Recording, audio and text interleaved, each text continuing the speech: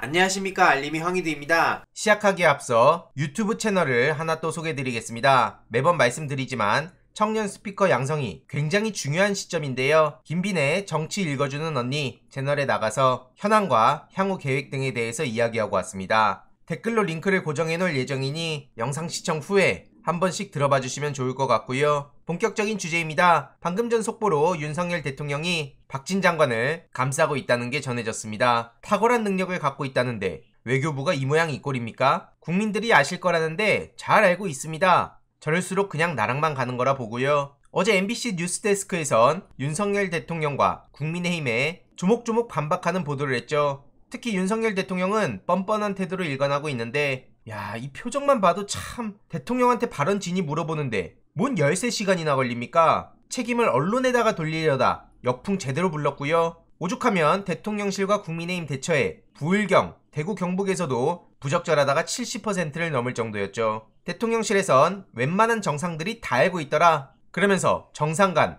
외교 채널 간 신뢰가 뒤흔들렸다고 얘기하는데 애초에 윤석열 대통령이 욕 안 하고 바이든 언급 안 했으면 되는 겁니다. 무슨 언론 탓을 하고 있습니까? 해당 소식을 접한 시민들도 본인이 잘못해놓고 정확하게 들은 국민에게 진상조사 타령을 한다? MBC가 뭔 잘못이냐? 자유를 그렇게 강조하더니 언론 자유를 억압하고 있구나. 이런 지적도 나오고 있고요. 앞으로는 외교 순방할 때 정상 간의 진솔한 대화는 물 건너갔다. 취임 5개월도 안 돼서 나라를 아작냈다는 평가까지 나오고 있네요. 당장 어제 국민의힘 대응을 보면 정말 구리다는 생각밖에 안 들었는데요. 쇼를 하고 싶어도 분위기를 봐가면서 해야 되는 거 아닙니까? MBC의 항의 방문을 강행했는데 결국 남은 건 쓸쓸한 퇴각이었습니다. 이런 식으로 피켓 들고 생쇼를 하고 있는데 지금 분위기 파악이 전혀 안 되는 걸로 보이죠. 오죽하면 쪽팔려서 어떻게 하냐, 다시는 오지 마라, 이런 소리나 들으며 별 소득 없이 쓸쓸히 퇴각한 겁니다. 로비에조차 들어가지도 못하고 발길을 돌렸다는 거고요. 태극기 부대가 나와서 MBC의 M은 민주당의 M이다, 가짜방송 MBC는 자폭하고 해산해라, 시정 잡배만도 못한 방송이다, 이런 목소리를 내기도 했지만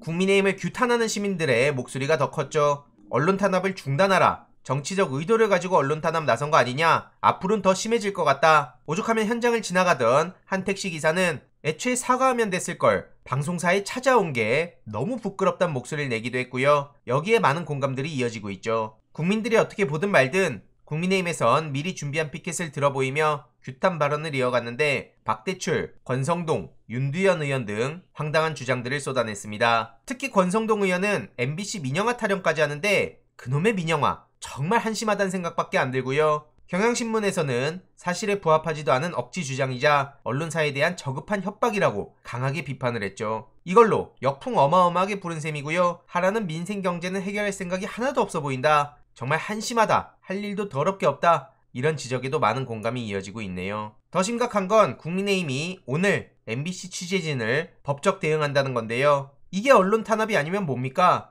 MBC 편파 조작 방송진상규명 특별위원회를 만들어서 대검에 고발할 예정이라는데 박성재 MBC 사장은 물론이고 보도국장, 취재진 명단을 구체적으로 명시해서 대놓고 압박을 하는 겁니다. 이런 MBC 기자들 입장에선 당연히 방송 장악하지 말아라, 그냥 돌아가라, 이런 목소리를 낼 수밖에 없는 거고요. 저런 구린 대응을 하니 국민의힘 내부에서도 최악의 대응이라는 비판이 나오는 겁니다. 신인규 전 국민의힘 상근 부대변인은 지지율이 더 하락할 거라고 꼬집었고요. 언론에 선전포고하는 건 윤석열 대통령의 무리수라는 거죠. 게다가 국민청력과 싸우는 해명이 어디 있습니까? 더 나아가 MBC 기자들의 신상털이 소식까지 전해졌는데 진짜 어마어마하다는 생각밖에 안 듭니다. 이게 극우 유튜버들의 민낯이고요. 이준석하고 동갑이라면서 출생지 타령을 합니다. 그러면서 또다시 색깔론 얘기가 나오는데 지금 저게 뭣들 하는 짓입니까? 이후로 이런 일들이 벌어지고 있는데 이게 자유의 가치를 그렇게 중요하게 강조하는 자칭 보수정당의 민낯이죠. 그를 지지한다는 극우 유튜버들의 만행도 똑같은 거 아닙니까?